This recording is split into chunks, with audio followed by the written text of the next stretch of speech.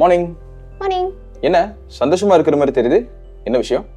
இல்லை தானா, இங்கே இருக்கிற ஸ்ட்ரெஸ்க்கோ மேலே ஹோம் டவுனில் அம்மாவுக்கு உடம்பு சரியில்லாமல் இருந்துச்சு, இப்போ சரியாயிட்டாங்க, அதான் கொஞ்சம் ஹாப்பியாக இருக்கேன். அப்போ வீட்டில் கல்யாணத்தை பற்றி பேசுறதுக்கான டைம் வந்துடுச்சுன்னு சொல்கிறீங்க? பேசணும், ஆனால் பயமாக இருக்குடா.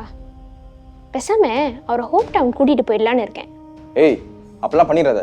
உன் ஃபேமிலி அவரை பார்த்தாங்கன்னா பெரிய பிரச்சனை ஆயிரும். அவர் எப்படி பேசுவார்னு தெரியும்ல, இருக்கிற சுச்சுவேஷனை வேர்ஸ்ட் ஆக்கிட்டு வந்துடுவார். நீ பேசாமல் அவங்கக்கிட்ட ஃபோன்லேயே சொல்லிடு.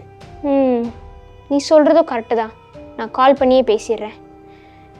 எனக்கு என்னென்னா, இப்போ இந்த கல்யாணம் தேவையான்னு தோணுது தானா. தியா வேற பிரச்சனையாக இருக்கா, அவரை கல்யாணம் பண்ணுறது எனக்கு ஒருத்தான்னு யோசிச்சுக்கிட்டு இருக்கேன். ஒருத்தர் இல்லை தான், நான் சொல்கிறது நீ எங்கே கேட்குற?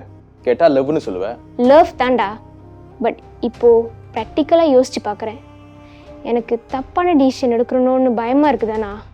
சரி, நீ ஒன்று பண்ணு, உன் வீட்டுக்கு ஃபோன் பண்ணி உனக்கு மாப்பிள்ளை பார்க்க சொல்லிடு. ஓகேயா? வர்ற மாப்பிள்ளைய பார்த்து மீட் பண்ணி பேசு. யாராச்சும் பிடிச்சிருந்தா கல்யாணம் பண்ணிக்கோ. தீபா, உன் ப்ராப்ளம் என்ன தெரியுமா? நீ ஒரு கம்ஃபர்ட் ஜோனில் இருக்க.